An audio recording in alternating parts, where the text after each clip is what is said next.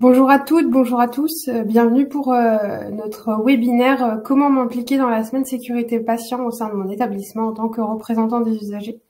Je suis Maureen de la délégation France Asso Santé Hauts-de-France.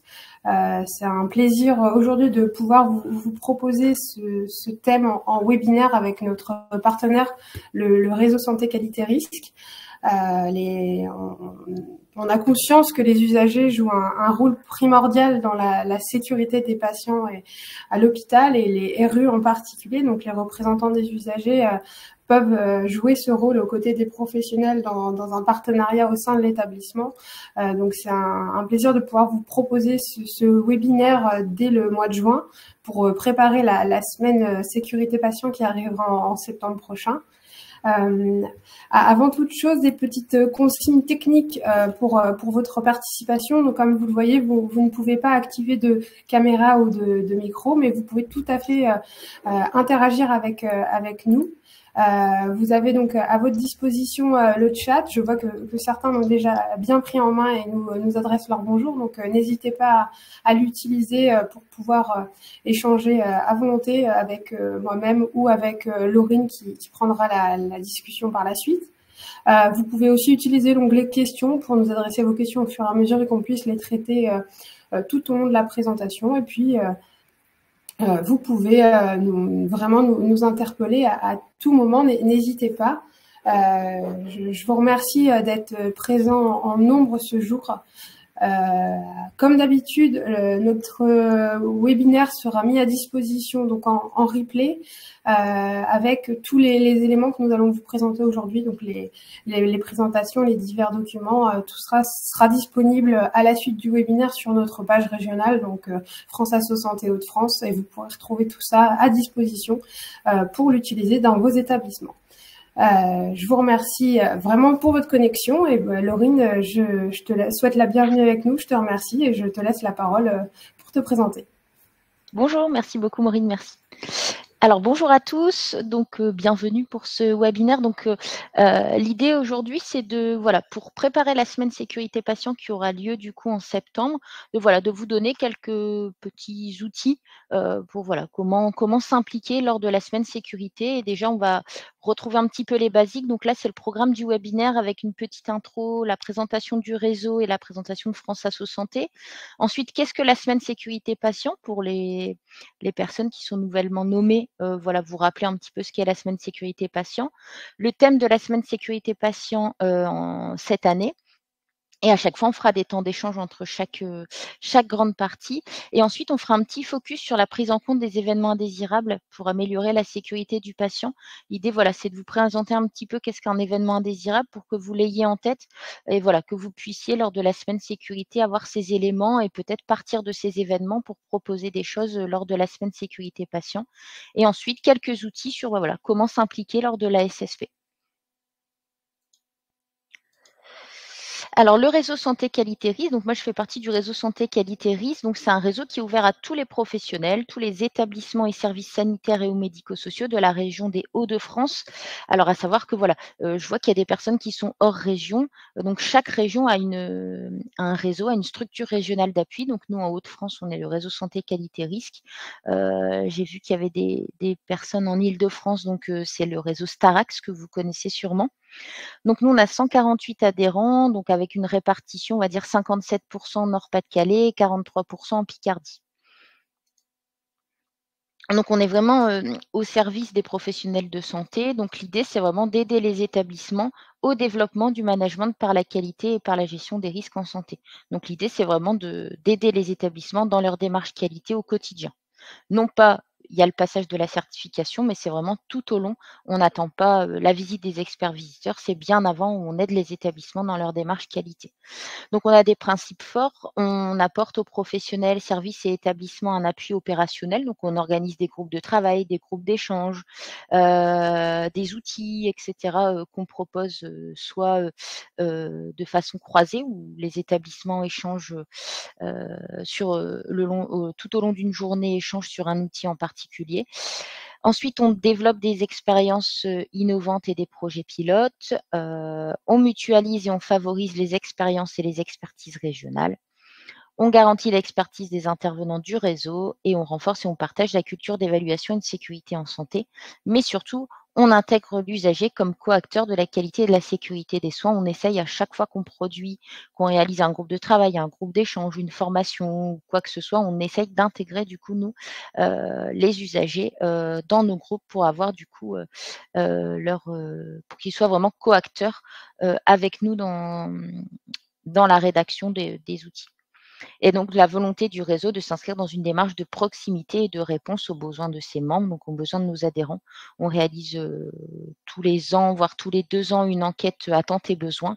Et c'est en fonction des attentes et besoins des établissements qu'on du coup produit notre programme d'activité. C'est toujours en réponse à la demande. Donc au niveau des activités du réseau, donc on a une partie en fait, réseau santé qualité risque où c'est pour nos adhérents, où là en fait on réalise des audits croisés, des enquêtes régionales, des groupes de travail, des appuis au niveau des groupements d'établissements. On a des projets nationaux avec la FORAB, des formations, des accompagnements. On a une veille et un service documentaire. On a aussi un SOS qualité si jamais un jour vous vous demandez, bah voilà, j'ai une question, je dois produire un document, une procédure, et cetera. Ben tiens, je vais envoyer, une demande au réseau santé qualité risque et puis, je vais voir si par exemple un autre établissement n'a pas déjà eu cette demande. Nous, on regarde si dans notre base de données, on a l'info. Si on n'a pas l'info, on envoie un SOS qualité à l'ensemble de nos établissements adhérents et où on demande, bah voilà, par exemple, comment vous avez impliqué vos représentants des usagers lors de la semaine sécurité patient et les établissements nous répondent en disant: «Bah, nous, on a fait ça, nous, on a fait ceci» et ça nous permet du coup d'alimenter un petit peu les réponses. Et ensuite, on est missionné par l'ARS, donc on est structure régionale d'appui. Donc là, c'est pour tous les professionnels de la région. Donc on apporte un appui aux événements indésirables graves. Donc on accompagne les établissements, dans leurs déclarations. On organise des rencontres régionales, on a des formations ciblées gratuites, pour 2 professionnels par établissement, des accompagnements ciblés, donc c'est souvent les établissements qui ont passé leur visite de certif, on les accompagne, du coup ensuite, si, le résultat n'est pas satisfaisant. On a des projets régionaux et on participe aux instances régionales. Voilà, c'est très rapide, mais voilà, si vous avez des questions, n'hésitez pas, j'ai laissé mon adresse mail à la fin du diaporama.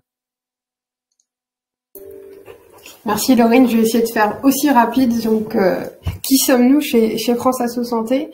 France Asso Santé, c'est l'Union nationale des associations agréées du système de santé. Donc ça, ce grand nom, qui est souvent connu sous l'UNAS, c'est ce nom juridique. C'est comme ça que nous sommes inscrits dans la loi. Mais nous avons notre nom public qui est France Asso Santé. Nous sommes l'organisation de référence sur la représentation des usagers, la défense des droits et des intérêts dans le système de santé. On a pour objectif de donc porter la voix des usagers, leurs problématiques et défendre leurs intérêts dans le système de santé. Donc c'est la grande maison France Asso Santé et nous sommes délégation régionale, donc Hauts-de-France, puisque le maillage France Asso Santé s'appuie donc à la fois sur ces 18 délégations régionales présentes dans toutes les régions, et le maillage associatif, qui est à la base de la construction de France Asso Santé, historiquement le CIS, donc le collectif interassociatif sur la santé, et qui regroupe désormais plus d'une centaine d'associations qui sont nationales ou régionales pour avoir ces positions communes et défendre ces positions communes. Je précise en réponse au chat que vous pouvez modifier l'affichage des diaporamas de votre côté s'ils sont trop petits. Dans tous les cas, je peux parler pour moi-même et ainsi que pour Laurine. On va bien présenter ce qui est dans notre diaporama. Donc, si vous ne voyez pas clairement ce qui est affiché, ce n'est pas très grave parce qu'on va vous l'expliquer. Et dans tous les cas, il sera mis à disposition aussi par la suite. Donc, vous pourrez revenir dessus et le relire si vous le souhaitez. L'entièreté des documents et de ce qu'on vous présentera sera bien sûr mis à disposition. C'est aussi notre volonté chez France Asso Santé, dans le cadre de nos missions, de vous outiller. Donc on a des grandes missions principales. Donc en premier, la défense des droits. On est là pour favoriser la connaissance des droits, alors qu'ils soient individuels ou collectifs. individuelle, on en parlera peut-être un tout petit peu tout à l'heure, où on va revenir sur certains droits collectifs, la représentation des usagers, ce droit collectif en santé qui nous amène aujourd'hui autour de ces écrans. Il y a une grande mission de représentation. Vous êtes 15 000 représentants des usagers à l'échelon national, quelles que soient les instances. Donc, on est là aussi pour vous représenter les usagers et vous représenter en tant que représentant et vous défendre aussi dans votre statut. Et que votre statut soit pris en compte et que vous soyez écouté. Et puis enfin, notre dernière grande mission est le fait d'agir sur les lois, de pouvoir faire influence et faire évoluer les lois dans le bon sens pour la protection des usagers et des patients. Donc voilà nos grandes missions chez France Asso Santé. Je vous ai mis rapidement nos coordonnées. Donc on est délégation régionale, vous pouvez nous retrouver dans nos locaux de Lille. On est à disposition par téléphone et par mail. Et puis on a tous nos réseaux sociaux. On essaye d'être assez actifs, donc de repartager plein de choses et d'être des vrais relais d'information pour vous. Donc n'hésitez pas à utiliser ces réseaux pour aller chercher des informations et nous aussi revenir vers nous pour toute demande d'information. Je vais laisser la parole à Laurine qui va nous présenter ce qu'est la semaine sécurité patient et comment on peut travailler nous sur ce sujet-là. Merci Laurine. Alors, qu'est-ce que la semaine sécurité patient? Donc, en fait, c'est vraiment, on va dire, une semaine de sensibilisation au sein des établissements. C'est vraiment une semaine pour favoriser le dialogue soigné-soignant.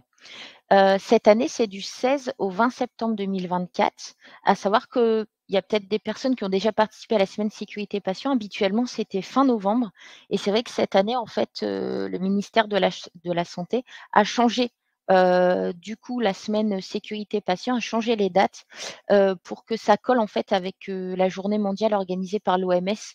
Donc la journée mondiale se déroulait tous les ans le 17 septembre et donc là, le ministère a choisi de réaliser la semaine sécurité patient du 16 au 20 septembre 2024. Donc voilà, c'est sur une semaine. Et donc c'est à l'initiative du ministère de la Santé, ça rentre en fait dans le cadre du programme national pour la sécurité des patients. On a tout un topo sur, voilà, la semaine sécurité patient et c'est pas nouveau, c'est une campagne qui est lancée depuis, 2011. Donc l'idée, c'est que ce soit réalisé dans les établissements de santé. Vous l'avez peut-être déjà vu, soit en tant qu'usager ou même représentant d'usager, toute la semaine, l'établissement va proposer des ateliers. Donc vous avez peut-être déjà vu des ateliers, au sein, de l'accueil de l'établissement, en salle d'attente par exemple, des petits flyers et cetera. Donc c'est vraiment, réalisé dans les établissements de santé. C'est avec tous les acteurs de santé qui sont volontaires et à tous les échelons territoriaux et dans tous les secteurs d'activité. Que ce soit au niveau de la ville, c'est vrai que moi l'année dernière, j'avais déjà vu dans un centre, un cabinet médical de ville où en fait, ils avaient réalisé des petits ateliers de sensibilisation lors de la semaine sécurité patient. Ça peut être dans les établissements sanitaires et médico-sociaux. Et ensuite, l'idée, c'est vraiment améliorer la sécurité des prises en charge et faire progresser du coup la culture de sécurité de tous les acteurs de santé, à la fois professionnels et usagers. Ouais, vous allez voir, il y a des thématiques, chaque année, il y a une thématique qui est définie par le ministère et en fonction de cette thématique, l'établissement, voilà, essaie de proposer des ateliers, des petits jeux ludiques et cetera. Et l'idée, c'est vraiment d'améliorer du coup la sécurité des prises en charge. Donc, en pratique, la semaine, c'est vraiment un rendez-vous au cours duquel les professionnels de santé, les représentants des usagers, les usagers et les structures peuvent, c'est surtout sur la base du volontariat, profiter d'un temps dédié pour échanger sur des aspects très concrets de la sécurité des soins. Donc voilà, c'est vraiment un moment, une semaine où c'est une semaine d'échange entre professionnels de santé, entre usagers, avec les représentants des usagers. C'est des temps d'échange au sein de l'établissement sur des thématiques définies. Ça peut être des thématiques ciblées sur le médicament, sur le risque infectieux. C'est vraiment l'établissement qui définit sa thématique. Il y a la thématique nationale, mais ensuite, voilà, comme ça la semaine, voilà, ça dure 5 jours, donc du lundi au vendredi. L'idée, c'est vraiment, voilà, on peut cibler beaucoup plus de thématiques. Et donc l'idée, c'est vraiment de promouvoir l'implication des patients, des résidents, des usagers, des professionnels de santé autour de thématiques fortes en faveur de la sécurité des patients. Donc les objectifs, c'est vraiment d'interpeller l'ensemble des publics qui sont concernés par les sujets, favoriser du coup le dialogue usager, patient, professionnel de santé et favoriser le dialogue entre professionnels. On est vraiment dans un temps d'échange et de sensibilisation. Alors, il y a différents thèmes. Chaque année, c'est vrai que le ministère de la Santé choisit différents thèmes pour la semaine sécurité des patients. Donc, en 2022, on était sur le thème des événements indésirables associés aux soins, comment les déclarer, comment les gérer pour progresser au sein des établissements. L'année dernière, nous étions sur la thématique faire des patients les acteurs de leur propre sécurité. Et cette année, c'est vrai que c'est une thématique un peu plus difficile, voilà, pour construire des ateliers de sensibilisation. C'est améliorer le diagnostic pour la sécurité des patients. Et ensuite, vous pouvez choisir, du coup, comme je le disais tout à l'heure, il y a le thème de cette année, donc améliorer le diagnostic pour la sécurité des patients, mais vous pouvez choisir des thèmes en interne en fonction des problématiques de l'établissement. On verra juste après, en lien avec les événements indésirables graves, mais voilà, si vous avez repéré dans les plaintes et réclamations de l'établissement, des choses, voilà, qui remontent régulièrement, est-ce que c'est pas, aussi, le moment de faire des petites, journées, une petite journée d'information sur, bah, voilà, qu'est-ce qu'un représentant des usagers? Comment vous pouvez aider les usagers et cetera? L'idée, c'est vraiment, voilà, de choisir des thématiques en interne. Et donc si on fait un focus sur, la thématique de cette année, améliorer le diagnostic pour la sécurité des patients, donc l'idée, c'est vraiment d'avoir une importance cruciale d'un diagnostic correct et rapide pour assurer la sécurité des patients et améliorer les résultats en matière de santé. Donc là, on est plus sur le diagnostic, sur l'amélioration du diagnostic et l'information du coup des usagers. Et donc moi, j'en profite pour faire un petit rappel. Hein, comme on le disait précédemment, France Asso Santé, les représentants des usagers ont pour objectif principal et mission principale la défense des droits. Donc un rappel sur un droit spécifique, le droit à l'information sur les soins, qui est donc couvre aussi notamment les investigations. Et dans ce cadre-là, j'aimerais insister sur l'importance de la relation patient-professionnel dans le cadre de ce diagnostic. On parle souvent du patient comme acteur de sa propre santé, mais le patient est aussi acteur de son propre diagnostic. Donc dans ce cadre du droit à l'information et dans la continuité du droit à l'information, c'est important qu'il y ait un vrai échange sur ces informations pour que le patient puisse contribuer au diagnostic et contribuer au bon diagnostic et au diagnostic rapide qui entraînera de meilleurs résultats pour la santé, comme l'a souligné Laurine. Donc vraiment, si en tant que RU, votre clé de lecture, ce sont les droits des patients et les droits des usagers de manière générale, le droit à l'information est une base pour cette thématique annuelle sur améliorer le diagnostic pour la sécurité des patients. Et l'usager est pleinement acteur de ce diagnostic dans cette continuité. Et donc l'idée de cette thématique, améliorer le diagnostic, on voit tout de suite, voilà, on est plutôt sur les professionnels médicaux, on est plutôt sur le diagnostic, c'est les médecins. Hein. Du coup, l'idée, c'est vraiment ce lien entre les professionnels de santé et les usagers. On le remarque bien dans la thématique cette année, c'est vraiment faire le lien entre les professionnels et les usagers et vous, représentants d'usagers.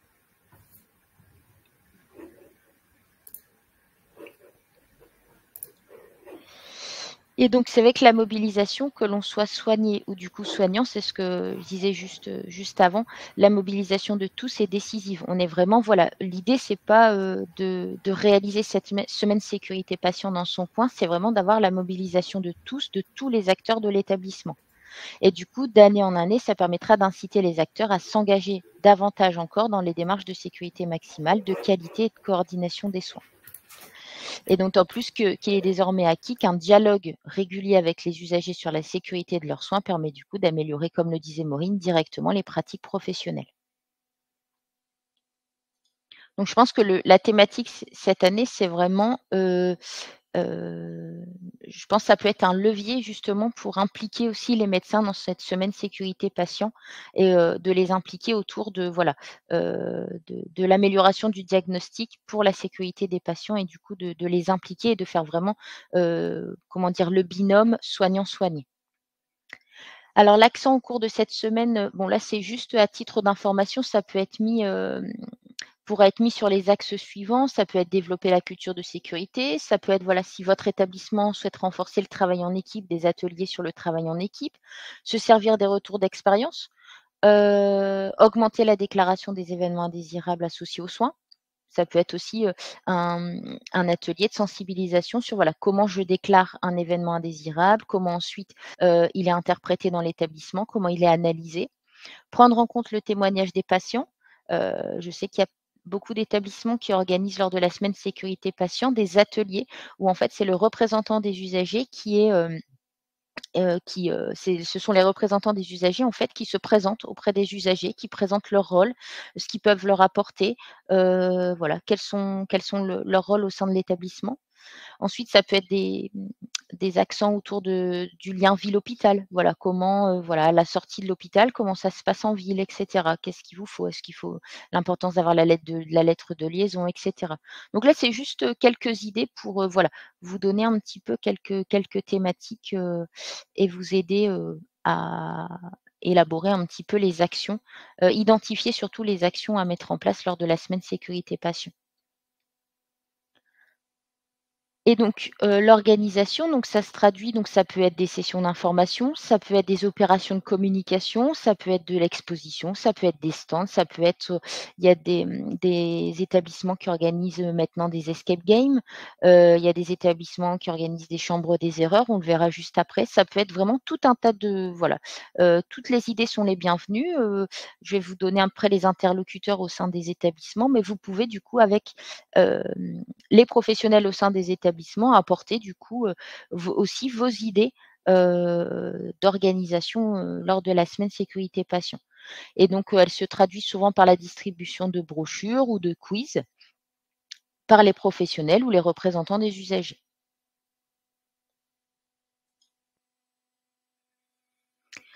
Donc c'est vraiment organisé par l'établissement. C'est l'établissement qui a la main sur la semaine sécurité patient. La date est définie par le ministère, mais après c'est à l'établissement du coup d'élaborer tout au long de la semaine, ces ateliers.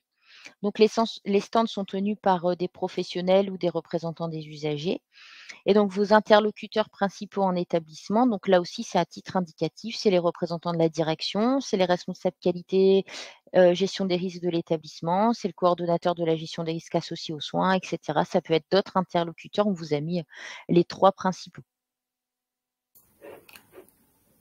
Je vois par exemple dans le Est-ce chat que qu'on vous a avez des questions? oui, Maureen, on a des questions, des propositions de travail, par exemple avec la CME dans le cadre Oui. de ces événements indésirables ou avec le médecin médiateur de la CDU. Ben, en fait, la thématique de cette année, comme je disais tout à l'heure, améliorer le diagnostic, on est vraiment sur, les professionnels médicaux.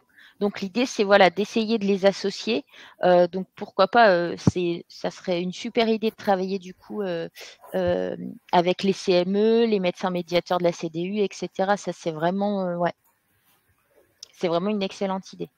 On est vraiment en fait, sur une thématique. C'est vrai que moi, je trouve que la thématique est difficile pour les établissements parce que justement, il faut réussir à capter, les médecins, pendant justement cette semaine sécurité patient parce qu'améliorer le diagnostic, bah, voilà, c'est à la main des médecins. Donc ouais, y associer, les la CME et les médecins médiateurs de la CDU, ce serait, si vous y arrivez, ce serait génial. Alors, on avait une question pour rappeler les dates, donc les dates de la semaine sécurité Alors, patient 2024 c'est du 16 au 20 au 20 septembre. septembre. Ouais. Je l'avais mis juste avant, je vous la remets. Donc c'est du 16 au 20 septembre. Faut pas se tromper parce que c'est vrai que c'est la première année où ça se déroulera du coup en septembre.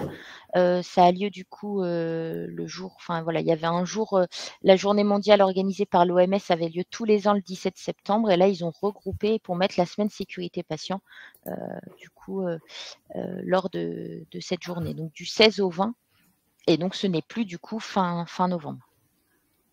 Oui, et je dirais comme beaucoup, c'est aussi un prétexte. Si jamais c'est difficile d'organiser quelque chose cette semaine-là, ça peut être aussi fait en léger décalage. C'est un Oui, prétexte, ces dates, comme on a pu le faire, on a précédemment travaillé sur la Journée européenne du droit en santé. Il n'y avait aucun impératif à ce que ce soit fait le 18 avril. C'est un prétexte à travailler autour de ces dates sur la question. C'est l'idée de créer cet événement. Il y a cette grande semaine, mais ça reste libre aussi à l'organisation de l'établissement. En fonction du calendrier de l'établissement, il peut y avoir quelques variations au niveau local. oui, c'est vrai qu'après, on reste sur la semaine. Voilà, c'est la semaine définie par le ministère, mais après, rien ne ne vous empêche de vous dire, bah voilà, après, si l'établissement n'est pas prêt, parce que c'est vrai que moi, je trouvais que fin novembre, ça permettait à l'établissement de pouvoir se préparer en amont. Là, il y a les dates de congé juste avant, c'est peut-être un peu plus compliqué. Donc voilà, si c'est décalé d'une semaine ou deux ou même un mois, il n'y a rien d'alarmant. Et juste un petit rebond, qu'on avait une petite remarque sur les temps d'attente pour les différents rendez-vous qui, s'ils n'étaient pas si longs, favoriseraient un diagnostic rapide et précis. On a bien conscience de ces difficultés. J'ose espérer que France Asso Santé ou le réseau Santé Qualité Risque, on n'est pas complètement hors sol et on a conscience de ces difficultés d'accès aux professionnels, des temps d'attente qui peuvent être longs. Et on y travaille, mais en tout cas, l'important aussi de se dire dans le cadre de cette semaine sécurité patient 2024, les patients qui eux sont arrivés dans ce système et sont dans le cadre d'un diagnostic, ils soient faits de la manière la plus efficiente possible pour aussi enclencher la suite du parcours. Donc ça n'efface pas les difficultés, mais c'est aussi important de pouvoir parler de cette prise en charge une fois qu'elle est faite.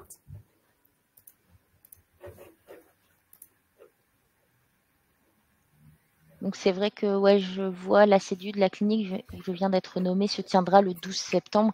C'est vrai que les dates, je trouve, sont assez complexes, surtout pour une première année. Après, voilà, ce sera à l'établissement d'anticiper. Et comme le disait Maureen, si vous n'êtes pas prêt cette semaine-là, rien ne vous empêche de décaler. Il n'y a aucune obligation en fait finalement de le faire lors de la semaine imposée par le ministère. Et j'oserais dire que peut-être que c'est l'occasion, s'il y a une CDU le 12 septembre, d'enclencher une tenue de stand et d'animer au sein de l'hôpital suite à la CDU. Vous êtes déjà dans les locaux, donc ça peut être l'occasion à ce moment-là d'animer quelque chose, de faire une proposition à cette occasion-là. Là, on a souhaité proposer aussi ce webinaire là en juillet pour pouvoir enclencher ces choses-là d'ici septembre. Donc, ça peut être l'occasion, à cette occasion, de faire une proposition au sein de votre établissement pour aller à la rencontre des usagers, des professionnels et de pouvoir vous faire connaître en tant que représentant et parler de ces thématiques-là. Est-ce qu'il y a d'autres questions ?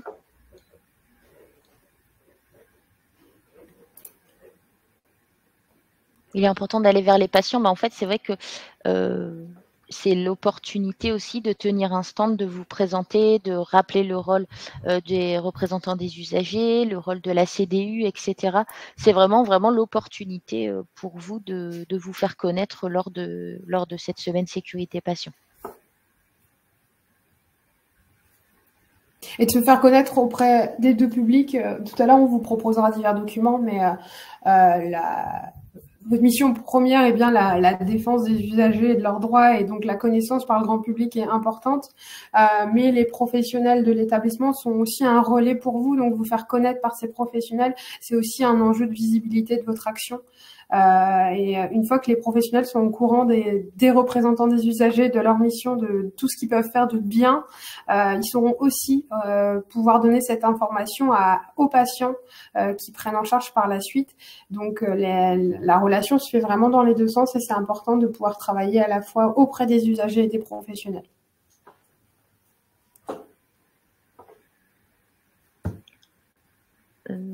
Alors, comment ça se fait que je n'ai pas été informée par France Asso Santé de ce webinaire, mais par la clinique où je suis représentant des usagers? Bon, alors après, on a fait notre...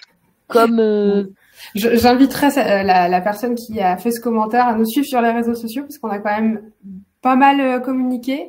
On a fait un mailing à l'ensemble des rues de la région. Alors, on a parfois quelques soucis de remise des mails, mais il y a eu un mailing sur la semaine sécurité patient avec notre offre de formation et ce webinaire. Et on l'a vraiment martelé sur nos réseaux sociaux depuis un peu plus d'un mois avec des rappels réguliers. Donc n'hésitez pas, je le rappelle, à nous suivre donc sur Facebook et LinkedIn. On essaye d'avoir des communications variées et assez régulières. Donc je vous les ai mis dans le diaporama, vous pourrez les retrouver. Et donc n'hésitez pas à nous suivre. Ouais. On avait réalisé une com assez large où France Asso Santé, du coup, a plus communiqué sur LinkedIn, les réseaux et auprès des représentants des usagers. Et nous, au réseau, on a envoyé du coup l'invitation à l'ensemble des établissements de la région. Donc, c'est peut-être pour ça que votre clinique est revenue vers vous. Oui, et on sait que les représentants des usagers reçoivent aussi beaucoup de mails. Il est possible que nos mails passent aussi dans un flux important et que toutes les informations ne soient pas forcément connues ou retenues. Donc, il y a pas de problème. Le plus important, soit que cette personne a réussi à nous rejoindre aujourd'hui et peut profiter de ce webinaire. Et je pense que dans tous les cas, l'objectif est rempli pour que l'information est arrivée jusqu'à vous. Alors ensuite, on passe à la prise en compte des événements indésirables pour améliorer la sécurité des patients. Et donc, quel lien avec la CDU? L'idée, voilà, c'est de vous présenter ce qu'est un événement indésirable, les différents types, on va dire, d'événements qui puissent arriver en établissement. Et en fait, ça pourra peut-être vous aider à identifier du coup des thèmes, des thématiques sur lesquelles vous pouvez tenir un stand ou avoir réaliser des brochures ou des quiz pour informer les usagers, mais aussi les professionnels, parce que vous allez voir, la commission des usagers doit veiller surtout au signalement par les professionnels. Donc voilà, que les professionnels déclarent les événements indésirables auxquels ils sont confrontés et à la mise en place du coup d'actions correctives ou préventives suite du coup à la déclaration de ces événements. Et donc faire le lien également Laurine, je vois une avec vos réaction, plaintes et réclamations. Est-ce qu'on peut faire un stand avec les professionnels? Mais bien sûr.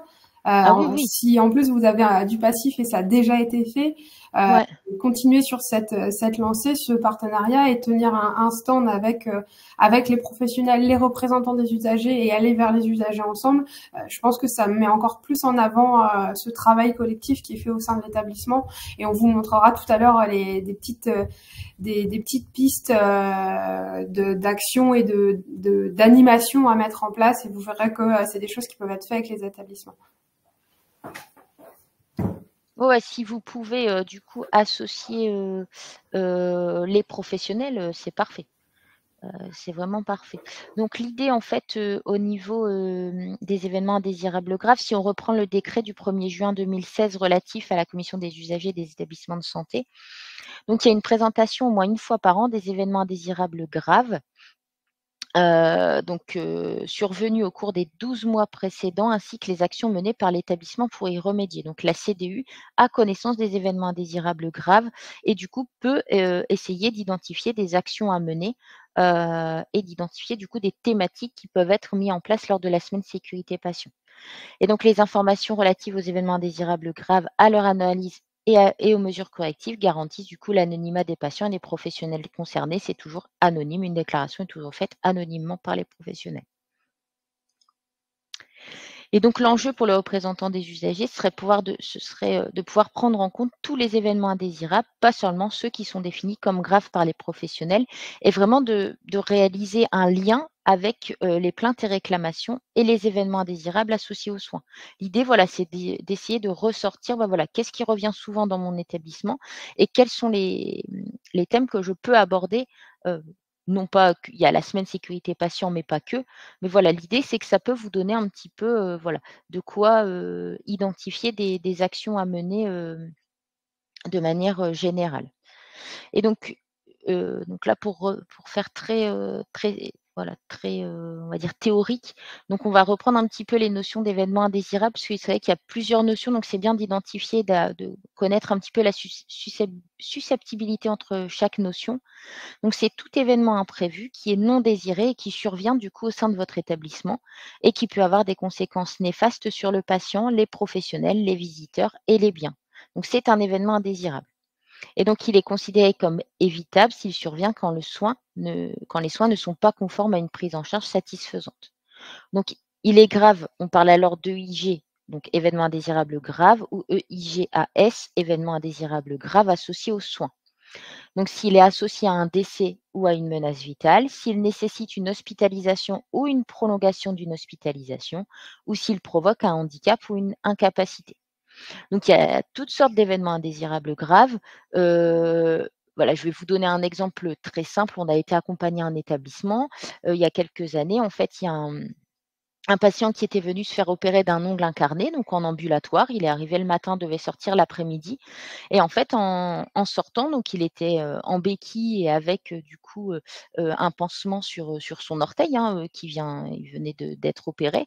En faisant les papiers, en fait, il a mis sa jambe sur le côté et en fait, il y a un professionnel qui est arrivé et qui n'a pas vu que la jambe était sur le côté, qui a marché sur le pied, du patient qui venait de se faire opérer. Donc malheureusement, le patient a dû retourner en chambre.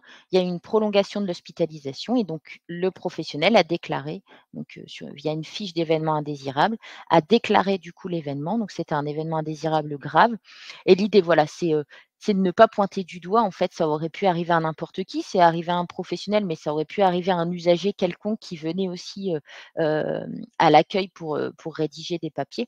Donc l'idée, voilà, c'est que c'est arrivé une fois, on évite que ça se reproduise, une autre fois.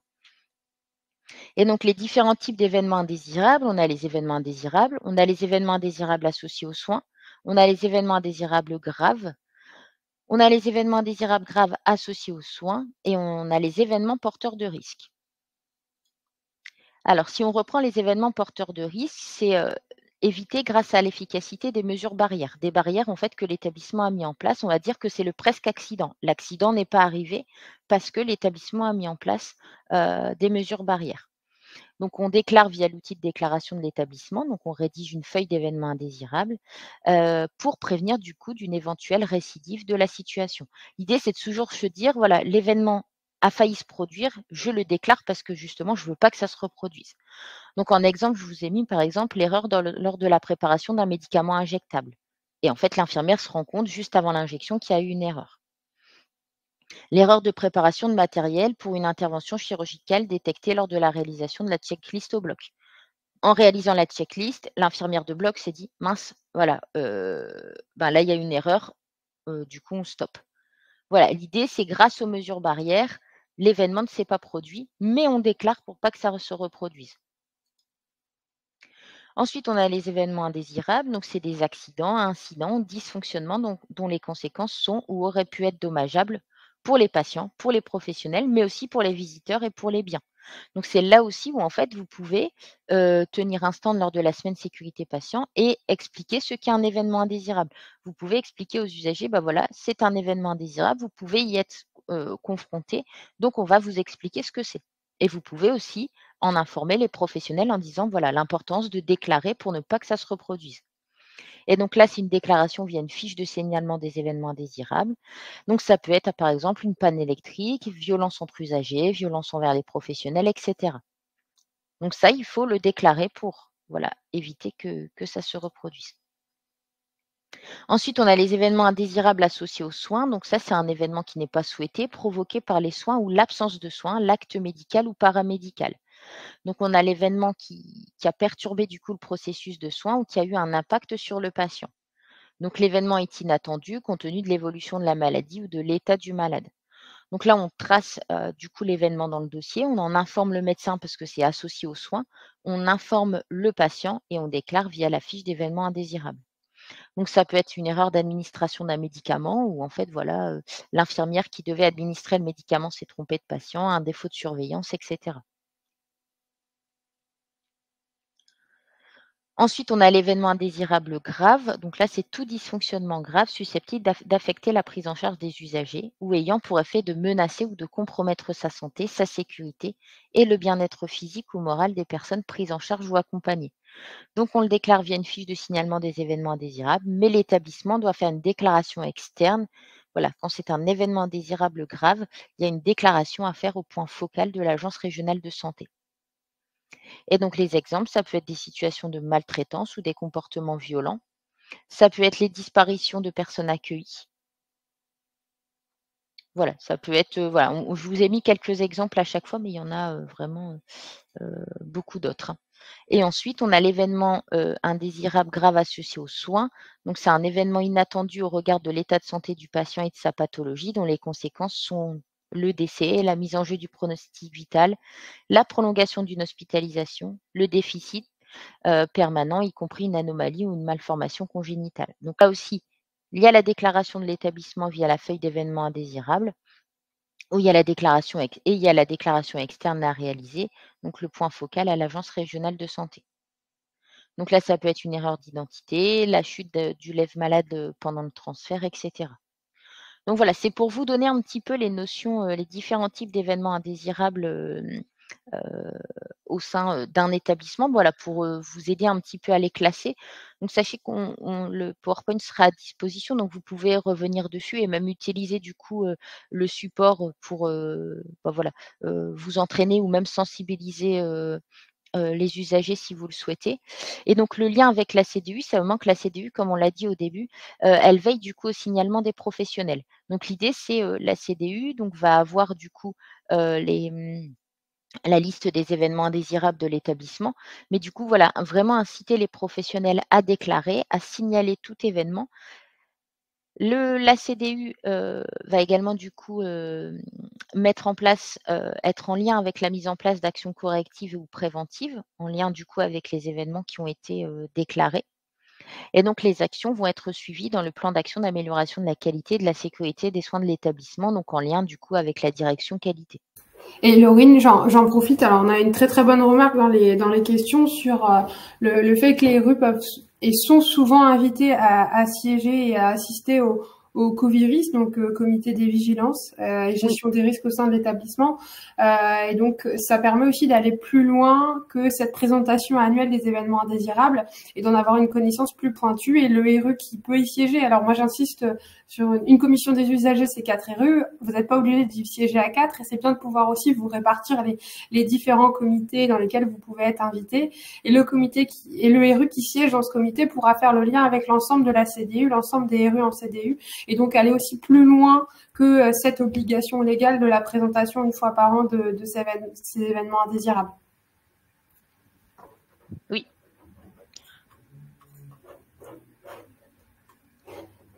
Alors peut-être avant d'aller sur cette partie-là, on a quelques réactions, quelques questions.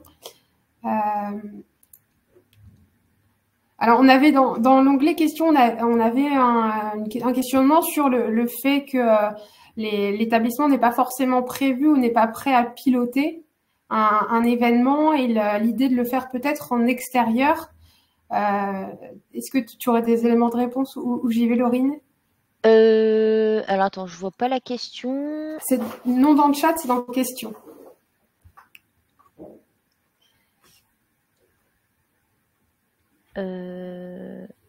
Alors c'est je pense que je peux répondre. N'a pas prévu ou n'est pas prêt à piloter?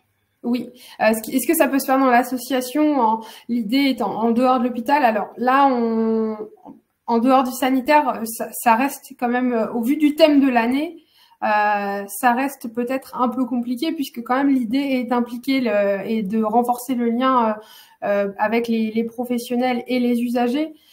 Donc faire quelque chose en extérieur, et c'est toujours bon de pouvoir mener des actions en extérieur et de faire des actions grand public sur la connaissance des droits. Sur cette thématique en particulier, c'est bien de travailler avec l'établissement. Effectivement, là, dans les délais, peut-être qu'il y a des choses qui vont se faire de manière un peu décalée. Mais c'est bien de pouvoir aussi aller dans le partenariat avec l'établissement. Au vu de la thématique actuelle, c'est vraiment poussé à travailler ensemble sur cette thématique-là. Oui, puis s'il n'est pas prêt à piloter, rien n'empêche de le faire un peu plus tard ou même d'apporter aussi votre contribution et dire bah vous n'êtes pas prêt, est-ce qu'on peut vous aider? Voilà, j'ai peut-être une idée pour tenir un stand, etc. De comprendre pourquoi l'établissement n'est pas prêt et puis d'essayer de s'impliquer. Et vous allez voir, on va vous présenter des outils. Vous pouvez du coup utiliser les outils qu'on vous présentera.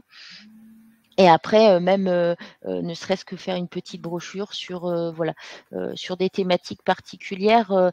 On demande pas. Enfin voilà, il y a des établissements qui sont bien avancés, qui réalisent la semaine sécurité des patients depuis 2011, donc voilà, qui réalisent des escape games, qui réalisent des jeux un peu grandeur nature.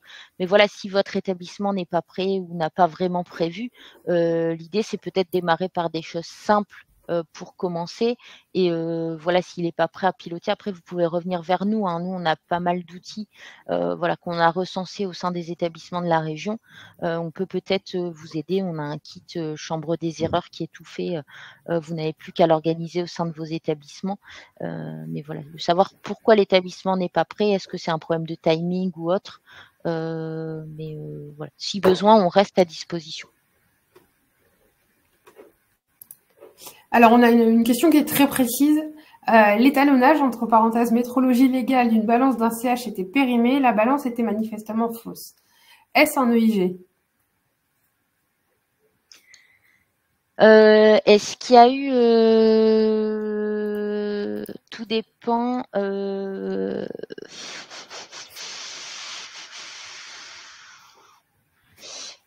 tout dépend en fait l'impact sur le patient. Alors, je vois pas la question. Ah ouais, l'étalonnage, métrologie d'une balance.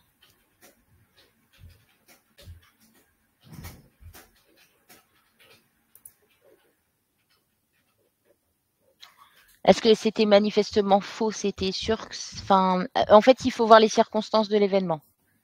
Il faut voir derrière si ça a eu des impacts sur le patient, si voilà l'établissement a dû du coup revoir l'ensemble de ces patients par la suite. Il faut un peu voir, revoir un petit peu le contexte. Après, vous pouvez m'envoyer un petit mail. Hein. Mon mail, il est à la fin du diaporama. Et puis, si vous me donnez un peu plus d'infos, on pourra vous dire si c'est un EIG ou non. Parce que tout dépend du contexte autour. Et on a d'autres exemples dans le chat. Un médicament avec de la pénicilline qui est donné à un patient qui est allergique ou une personne qui tombe de la table d'opération sous anesthésie. Oui. Ah oui, ça, tout ce qui est chute, tout ce qui est...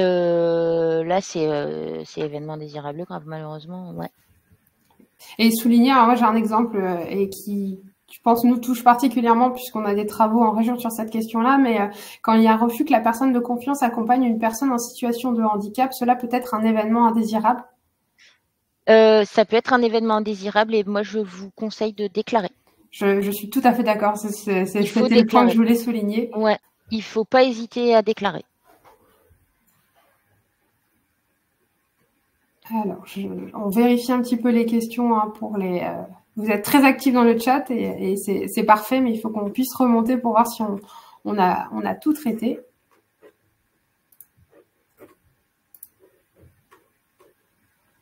Ah, sur le thème du diagnostic, est-ce qu'on peut parler du droit au second avis et comment faire? Oui. Tout à fait. Ouais. Ah. S'il faut associer, je pense que du coup, pour le choix du second avis, il faudra associer les... en fait, comme je vous disais tout à l'heure, le problème de cette thématique, c'est qu'il faut essayer d'associer les médecins, en fait. Si vous arrivez à les associer, franchement, mais oui, vous pouvez aborder sans souci. Est-ce que vous avez des exemples de participation des RU dans des établissements psychiatriques? De mémoire, non, mais je peux... alors nous, on est basé à l'EPSM Lille Métropole.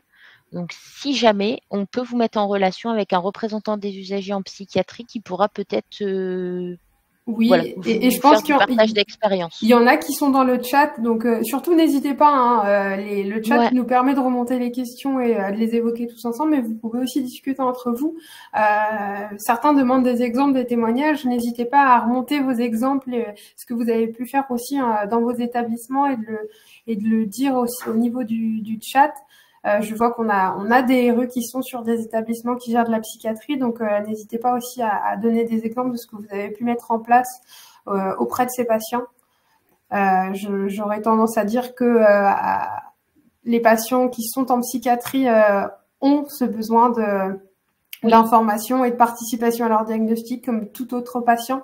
La psychiatrie n'a pas de différence sur ce point-là, en tout cas sur leur prise en compte. Il y a plein de spécificités de la psychiatrie, mais ça n'enlève pas les droits de base et l'importance de la participation aussi de ces patients en psychiatrie à leur parcours de santé est primordiale. Donc je laisse les RU en secteur psychiatrique nous faire des compléments sur leur expérience et ce qu'ils ont pu mener aussi de leur côté. Ouais, c'est vrai que n'hésitez pas, comme dit Maureen, à utiliser le chat pour nous faire de vos retours d'expérience également. Même pour nous, c'est intéressant de savoir un petit peu ce qui est fait en région. Après, si besoin, on peut vous mettre en relation avec un représentant des usagers, nous ici à l'EPSM Lille Métropole. Et j'insiste sur un outil. Alors, c'est un outil qui est vraiment à destination des représentants des usagers. Et là, pour le coup, de toute la France, en interne, on a l'annuaire des représentants des usagers. Si vous vous repérez dans le chat et vous échangez sur vos noms, vos établissements entre eux et RU, n'hésitez pas à prendre contact entre vous. Vous avez l'annuaire du représentant des usagers que vous pouvez utiliser sur l'extranet France Asso Santé. Hein. Tout à l'heure, on en parlera un petit peu plus de l'extranet. Et là, vous pouvez prendre contact entre vous, entre RU. C'est un outil qui est à votre disposition pour donner de la force à votre collectif de représentants des usagers. Donc là, si vous vous repérez entre RU au sein de ce chat, n'hésitez pas aussi à prendre contact par la suite. Je pense que on sera tous plus qu'heureux si on apprend qu'il y a une émulation suite à ce webinaire et qu'il y a des échanges qui sont faits entre les régions, entre les RU des différentes régions.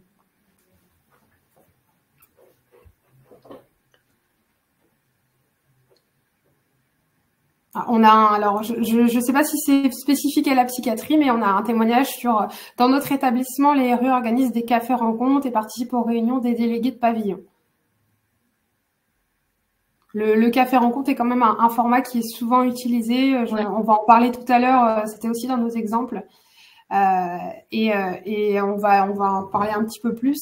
Et concernant l'extranet, si vous êtes représentant des usagers, donc membre d'une association de France Asso Santé, je vais vous montrer tout à l'heure comment procéder à votre inscription et obtenir vos identifiants. Ça, c'est dans la suite de la présentation.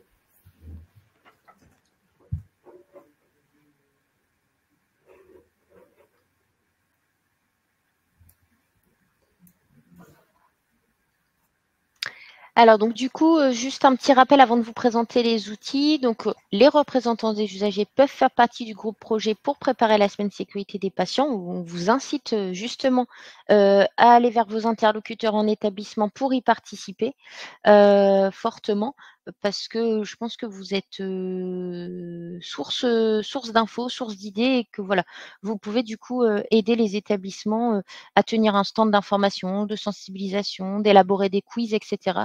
Vous avez vraiment la main voilà, pour proposer des choses lors de cette semaine sécurité patient. Et donc, l'idée, c'est vraiment de choisir et adapter les outils. Donc, vraiment commencer à réfléchir aux moyens pour préparer la semaine sécurité des patients et du coup, d'identifier des outils ou des actions qui pourraient être mis en œuvre au sein de votre structure. Donc, en s'appuyant surtout des échanges au niveau de la CDU. Donc, on en parlait tout à l'heure. Par exemple, vous partez de vos plaintes et réclamations ou des événements indésirables au sein de l'établissement. Vous pouvez aussi vous appuyer des outils qui sont disponibles dans vos établissements. Ça peut être des jeux, ça peut être, voilà, au réseau santé qualité risque, on a envoyé à chaque établissement adhérent, des petits jeux imbattables. Donc voilà, hein, voilà, c'est comme quand on était, enfant. c'était les incollables. Donc nous, on a créé les imbattables sur la sécurité, sur la qualité et la sécurité des soins. Donc chaque établissement de la région a reçu des jeux imbattables. Donc voilà, avec des questions, soit du vrai-faux, soit des questions à choix multiples, etc. Et l'idée, voilà, vous pouvez par exemple partir de là pour voilà, tenir un stand ou réaliser un petit peu des quiz avec les usagers ou les professionnels. Et ensuite, il y a des outils qui sont disponibles également auprès du ministère, de France Asso Santé ou nous au niveau du réseau. Alors pour vous faire, un petit voilà, on vous a remis quelques exemples d'outils et d'animations. C'est pas du tout exhaustif. On vous a remis un petit peu les grands, voilà, les outils qui peuvent, vous aider. N'hésitez pas à revenir vers nous si vous souhaitez, d'autres outils. Oui, effectivement. Alors, chez France Asso Santé, on a pour objectif aussi de vous outiller. On a beaucoup de documentation à disposition. Donc, je vais vous montrer une petite sélection. Il y a des documentations qui sont déjà disponibles en impression libre et des outils en impression libre. Donc, si vous souhaitez aller très vite et pouvoir proposer des choses rapidement, c'est des choses qui sont à disposition rapidement. On peut faire, nous, des envois sur de la petite documentation en petite quantité. Et j'ai évoqué tout à l'heure l'extranet. Donc, au-delà de cette connexion à l'extranet et de pouvoir aller sur l'annuaire des représentants des usagers, l'extranet est aussi important puisque il vous permettra aussi de réaliser de la commande d'outils en quantité plus ou moins importante. Donc en fait, quand vous vous rendez sur l'extranet, vous devez la première fois faire une demande de connexion.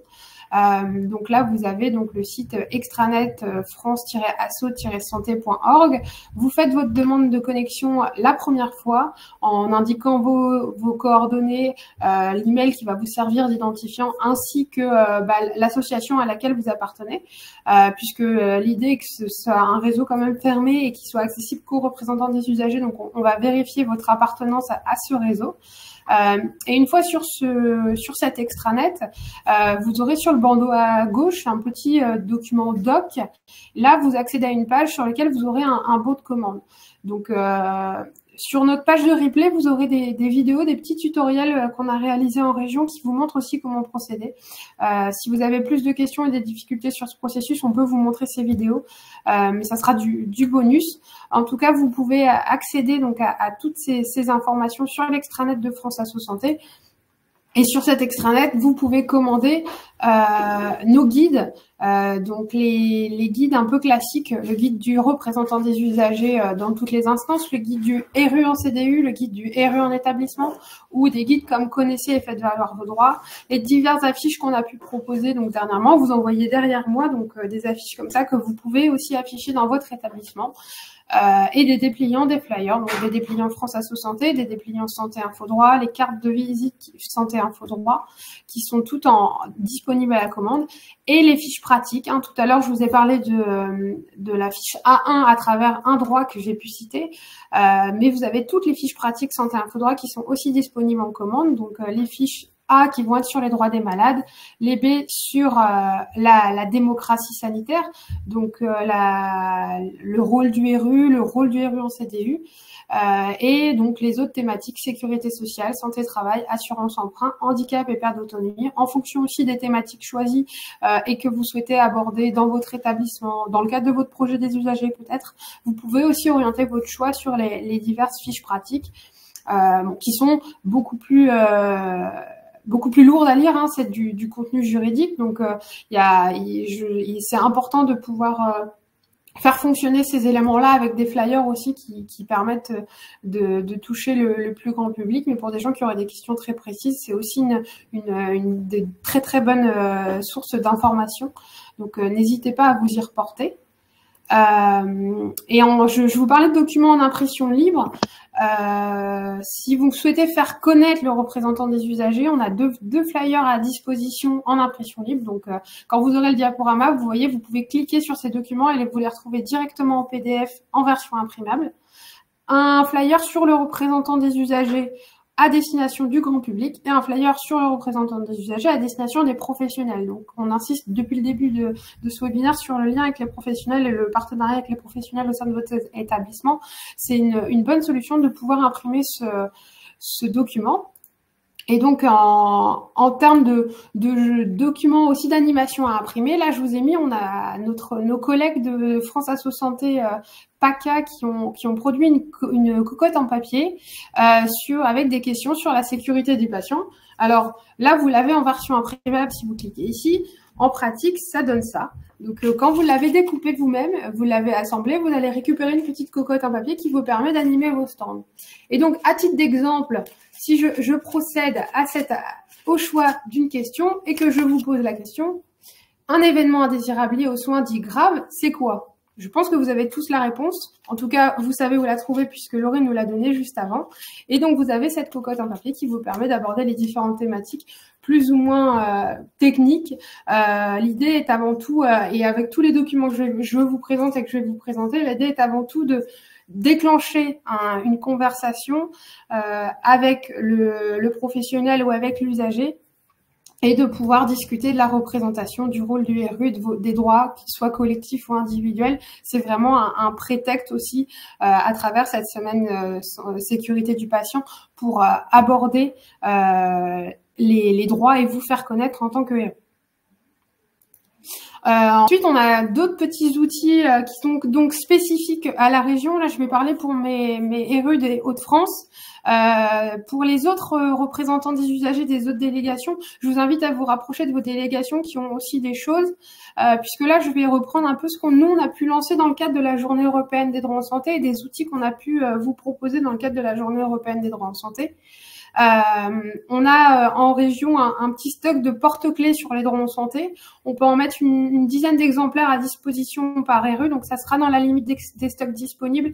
Et bien sûr, les RU qui en ont déjà bénéficié, on va prioriser ceux qui n'ont pas encore bénéficié de cela. Il y a le quiz sur les droits en santé.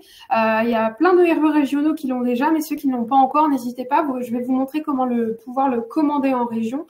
Et dans les autres délégations, n'hésitez pas à vous rapprocher aussi de votre délégation régionale pour voir comment travailler avec eux. Donc ce petit quiz là qui permet à la fois donc la partie violette d'aller sur les droits individuels, d'interroger les usagers qui passeraient dans l'établissement sur les droits individuels, mais aussi sur les droits collectifs pour leur faire connaître la représentation. Donc ça c'est des petits outils à utiliser pour attirer les gens. Je sais qu'il y a il y a des RU qui ont déjà développé des roues de la fortune, des choses inspirées, et qui reprennent aussi des couleurs, qui reprennent le quiz et qui reprennent ces questions-là. Donc, n'hésitez pas. Vraiment, l'idée est d'un prétexte. Donc, nous, on met des choses à disposition, mais aussi sentez-vous libre de pouvoir produire vos propres outils d'animation en fonction aussi de la façon dont vous aimez animer vos stands. Et enfin, le dernier outil, alors ça va faire une petite redite pour ceux qui ont déjà suivi nos webinaires sur la Journée européenne des droits en santé, mais cette année, on a lancé un jeu de loi. Donc, on a une trentaine d'exemplaires en région. L'idée est que ce jeu puisse tourner dans les différents établissements de la région.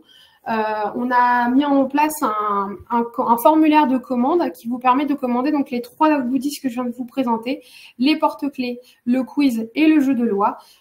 Et vous pouvez donc les commander en utilisant le formulaire de commande que vous trouverez dans le diaporama.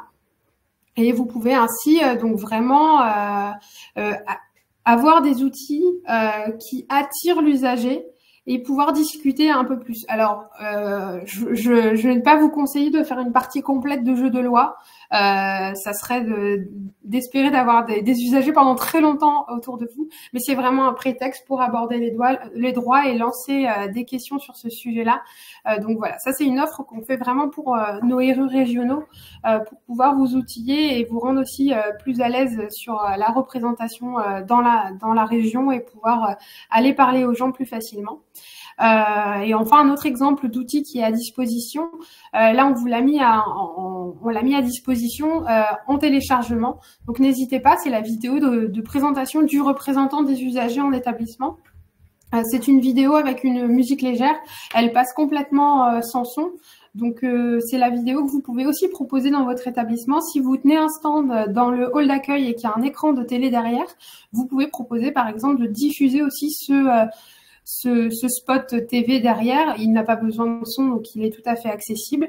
Il peut être diffusé dans d'autres salles d'attente, par exemple, afin d'aussi proposer cette information. Alors les gens pourront l'utiliser et peut-être prendre contact avec vous, représentants des usagers, suite à ça, ils arrivent aussi à comprendre ce qu'est le RU grâce à cette information. Donc voilà, je remercie. J'ai un témoignage dans le chat, puisqu'en fait ces outils ont déjà été distribués. Je vois que on a un témoignage sur la facilité d'utilisation des outils qui ont pu déjà être testés en région. Donc n'hésitez surtout pas. Hein, je sais que ça a pu fonctionner dans certains établissements, d'autres les ont utilisés pour produire des choses aussi qu'ils utilisent plus facilement. Je pense à, par exemple, ça peut être créer un mot mêlé. Il y a plein de choses qui peuvent être faites aussi en se basant sur ces documents-là. Donc, n'hésitez surtout pas à les utiliser et à en produire aussi les outils que vous aurez besoin, vous, dans vos techniques d'animation.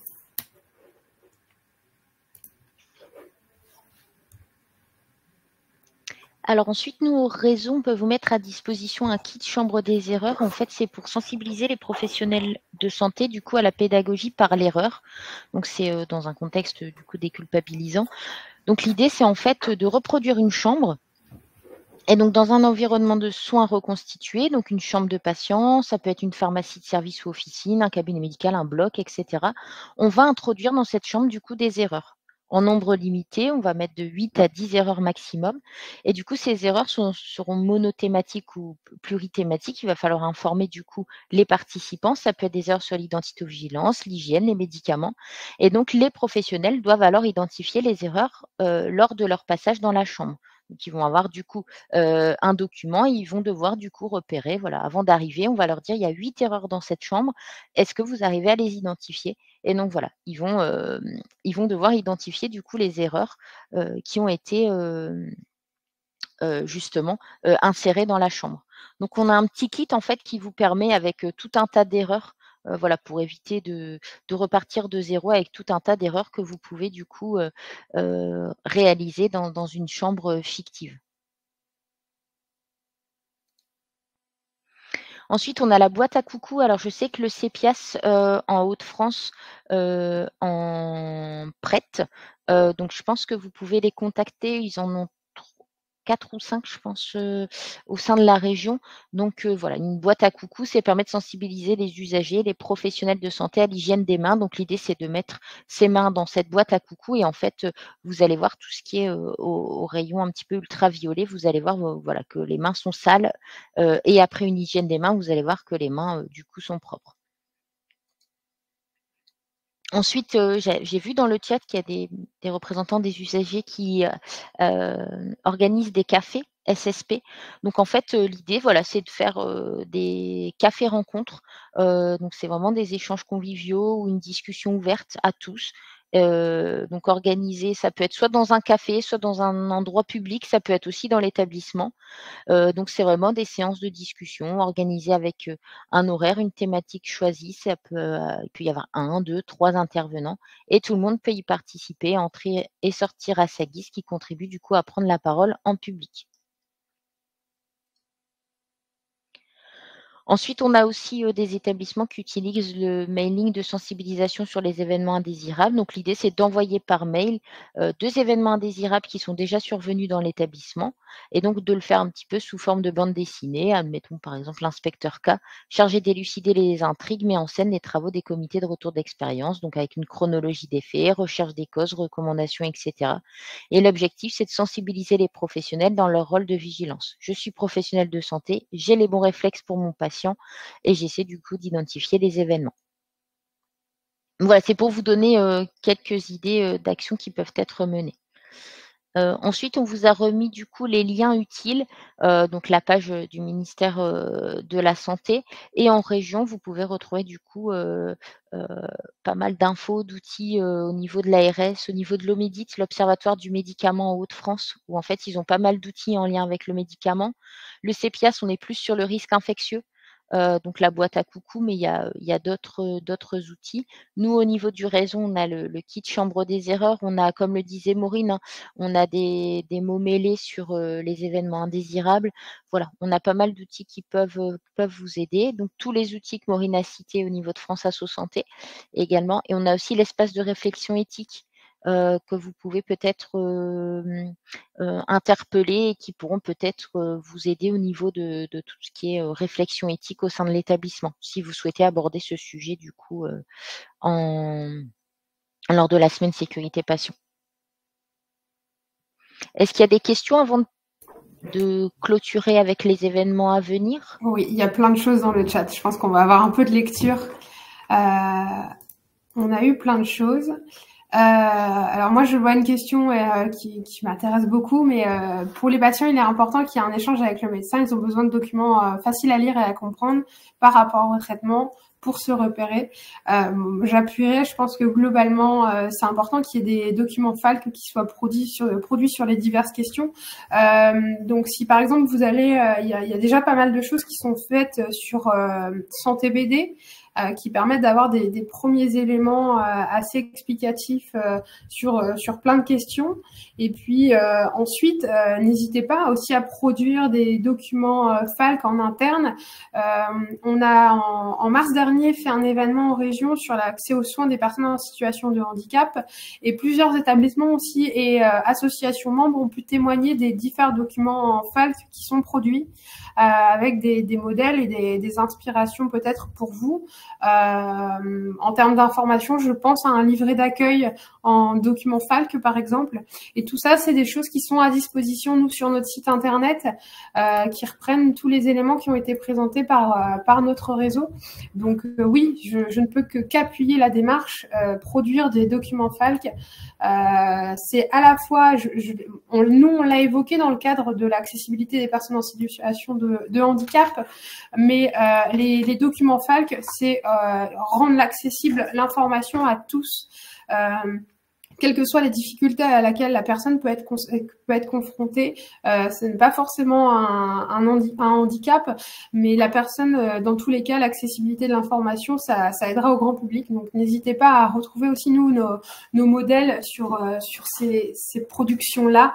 Je viens de mettre le lien dans le chat, donc vous pouvez tout à fait vous y reporter et les utiliser et pousser à produire ces documents FALC en établissement. Vous avez normalement tous un référent handicap dans votre établissement. Donc, travailler sur ces questions-là, c'est vraiment à la fois une avancée pour les personnes en situation de handicap, mais aussi pour toute personne. Et ça permet d'aller vers le grand public et de rendre l'information accessible à tous. Alors, je vois qu'il y a déjà des réunions programmées dans les semaines à venir pour travailler dans les établissements, donc c'est très très bien. J'espère que tout cela et toute la présentation de ce matin va pouvoir aussi vous inspirer sur ce que vous allez produire. Alors moi, il y a une question: comment obtenir les outils que le réseau vient de présenter? Alors n'hésitez pas à m'envoyer un petit mail, ou après vous allez sur le site internet du réseau et vous pouvez normalement retrouver les outils sur le site internet. Si jamais vous n'arrivez pas, n'hésitez pas, je vous les enverrai par mail. Il y avait aussi une question sur comment obtenir l'imbattable, ou si les délais pour arriver dans les établissements. Alors, comment pouvons-nous disposer du jeu imbattable? Alors, le jeu imbattable a été, faut que je demande à ma collègue, mais ça a été envoyé au mois d'avril, avril-mai. Donc, normalement, chaque établissement a reçu 5 exemplaires du jeu imbattable. Donc, n'hésitez pas à vous rapprocher de la direction qualité. Et si jamais vous vous rendez compte que voilà, il y a si vous n'avez pas eu assez de jeux, il nous en reste encore un petit peu. Donc, Monsieur Doptin, vous m'envoyez un petit mail et puis on vous enverra directement quelques jeux.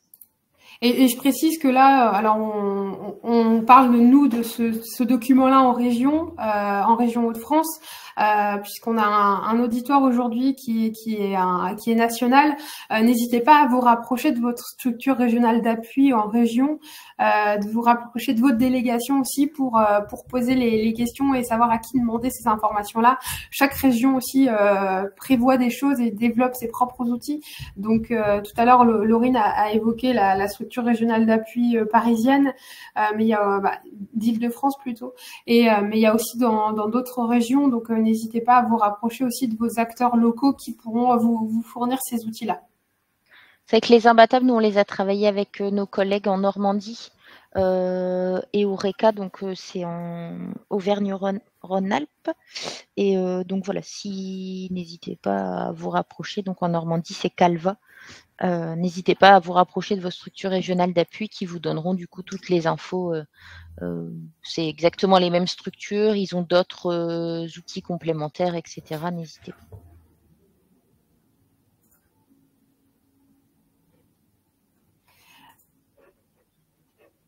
Alors, concernant la boîte à coucou, je n'ai pas résolu le problème après plusieurs frictions chats. La fluorescence était toujours présente. J'ai une peau métisse.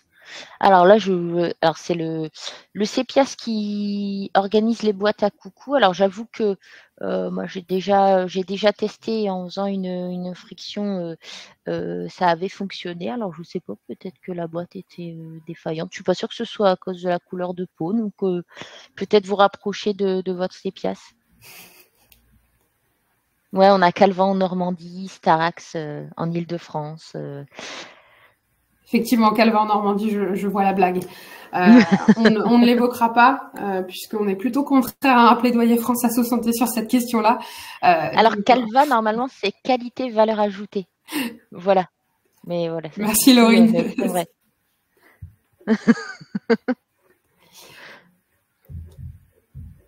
Alors, est-ce qu'on a des questions, des réactions? On a un petit peu de temps, hein, on devrait finir. On avait annoncé 2 heures, on devrait finir un petit peu avant. Donc, n'hésitez pas, c'est aussi le moment de pouvoir poser vos questions, de ne pas rester dans le doute et qu'on puisse terminer ce webinaire et qu'il ait pu vous apporter toutes les réponses à vos questions et que ça puisse vous servir pour cette semaine sécurité patient. Calirel à Nantes. Ouais, Calirel Santé, c'est Pays de la Loire, donc Nantes, ouais. Grand Est, c'est SRA Grand Est. Elle n'a pas de nom spécifique. Si vous notez SRA Grand Est sur Google, vous allez retrouver directement. Et on rappelle hein, les dates de cette semaine sécurité patient 2024 du 16 au 20 septembre avec autour de la journée mondiale de la sécurité du patient qui est le 17 septembre.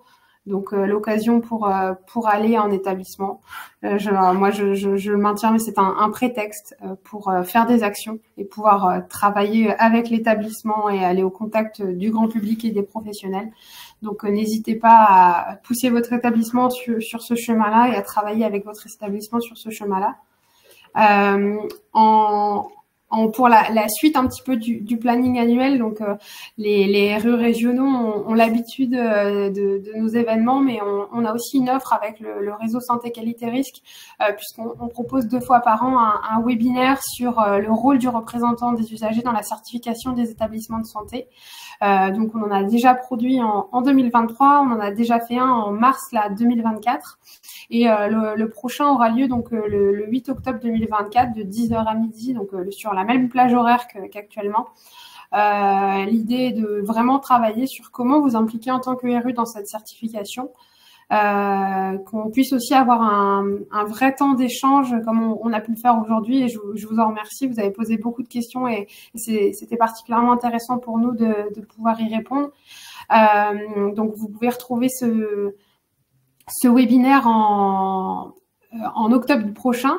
Et puis, vous pouvez, sur notre page régionale, retrouver les précédents. Donc, si votre certification arrive dans les prochaines semaines et que c'est un petit peu court par rapport à la prochaine date, vous pouvez aussi vous reporter sur nos précédents webinaires qui vous permettront peut-être de trouver quelques réponses si vous avez des interrogations sur la certification dans votre établissement.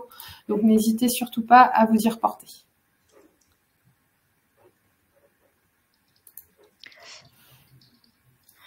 Alors, je note juste parce que je vois qu'il y a des demandes pour les SRA. Je vais juste vous mettre dans le chat. En fait, on a une fédération qui regroupe du coup toutes les structures régionales d'appui. Je vous mets le lien et du coup, vous allez pouvoir retrouver l'ensemble des infos des structures régionales d'appui sur le site de la FORAP. En fait, vous allez avoir une carte de la France avec du coup chaque structure. Donc nous en Hauts-de-France, Starax en Île-de-France, Caliris c'est plus Centre-Val de Loire, SRA Grand Est pour le Grand Est, donc Calva pour Normandie, etc. Vous allez voir, il y a la carte de la France et vous allez pouvoir du coup cliquer sur chacune des régions. Et on a aussi du coup des structures au niveau Réunion, Martinique et Guadeloupe. Voilà, si jamais. Donc, je vous ai mis le lien vers le site de la FORAP pour avoir toutes les infos. Alors, juste pour information, donc comme chaque année, l'ARS lance le prix qualité. Donc, si par exemple votre établissement a mené des projets innovants qui concernent l'amélioration de la qualité et de la sécurité des soins, si l'établissement a veillé, si vous êtes impliqué dans des projets, si les professionnels de santé sont impliqués dans un projet innovant ou autre qui a contribué du coup à l'amélioration de la qualité et de la sécurité des soins, l'ARS va donner du coup organise tous les ans le prix qualité. Et donc, à chaque prix qualité, donc l'ARS donne une récompense aux initiatives réalisées en établissement et met en lumière du coup le travail réalisé par l'établissement. Donc, on n'a pas encore les dates et le formulaire d'inscription de participation est à venir, mais voilà, on vous a mis la source d'infos pour voilà, le prix qualité 2023 pour que vous ayez un petit peu toutes les infos. Mais sachez qu'en 2024, il y a encore le lancement du prix qualité par l'ARS. Donc voilà, c'est pour le garder en tête et ne pas oublier que ça existe et que vous pouvez du coup valoriser vos projets en établissement.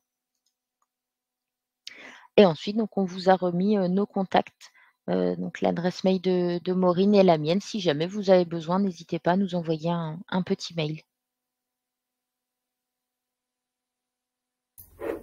Et donc, moi, j'ai mis dans le chat, hein, on a réalisé des petits tutoriels sur l'extranet. Donc, comment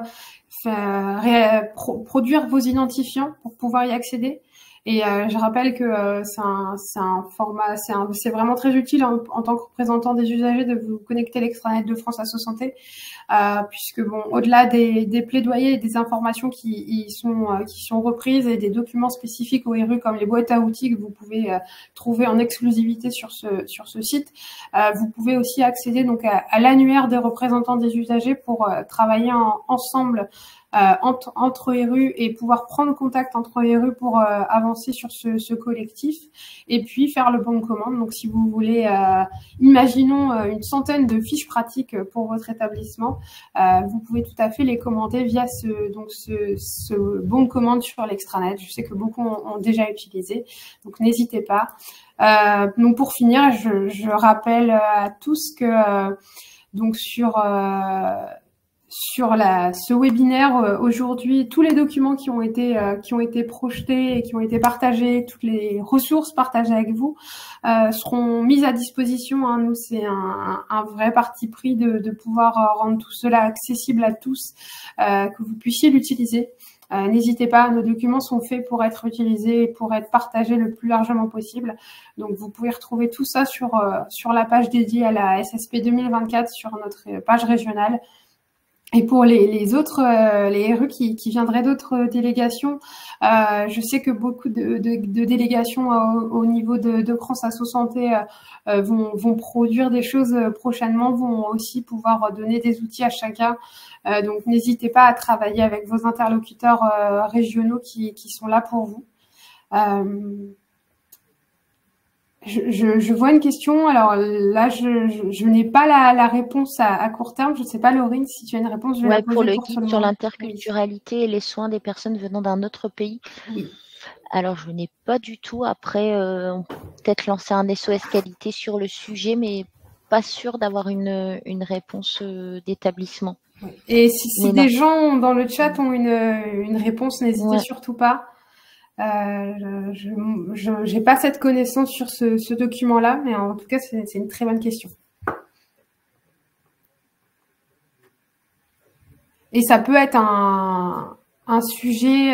Tout à l'heure, on évoquait aussi l'importance de travailler au niveau local et ça peut être aussi un sujet à travailler dans votre établissement. Si c'est une problématique qui ressort aussi dans votre établissement, ça peut être quelque chose à travailler en interne avec l'appui de partenaires extérieurs, ça peut être l'appui de votre structure régionale d'appui. Je ne parlerai pas pour elle, je ne sais pas, mais ça peut être prendre contact avec des partenaires extérieurs aussi et travailler en interne à l'établissement sur ces thématiques qui sont très spécifiques et que vous découvrez dans votre établissement.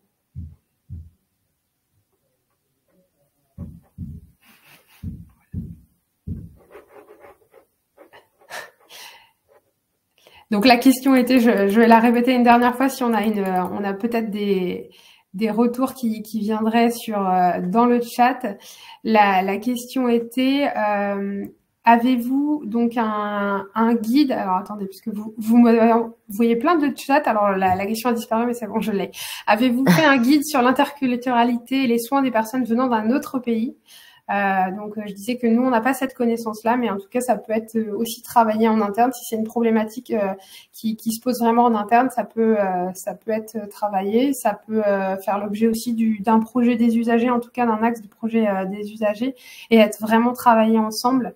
Donc, n'hésitez pas à pousser aussi la démarche en interne à l'établissement avec l'appui de partenaires extérieurs comme votre structure régionale d'appui qui pourra venir en aide sur ces questions-là.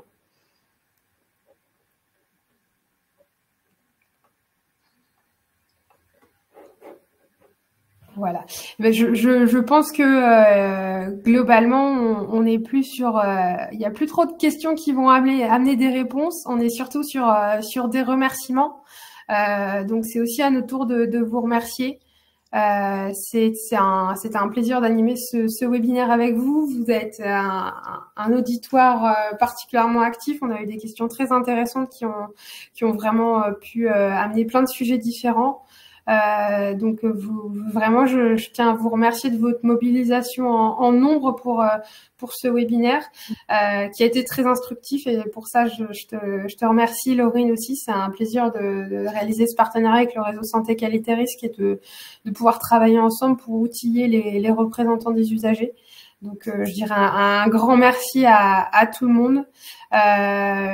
J'espère. Merci à France Asso Santé pour l'organisation du webinaire, et merci à tous, et bonne préparation du coup à la SSP. On reste disponible si besoin. Tout à fait. Très très bonne semaine sécurité patient 2024. On est à votre disposition pour vous appuyer sur tout ça avec tous nos outils. Donc n'hésitez surtout pas, et très bonne semaine sécurité patient. Très bon contact avec les usagers pour leur faire connaître leurs droits et les aider dans cette démarche, la défense des droits. Merci à tous, et on vous souhaite un très bon après-midi, un très bon week-end par avance, et à bientôt. Merci, à bientôt.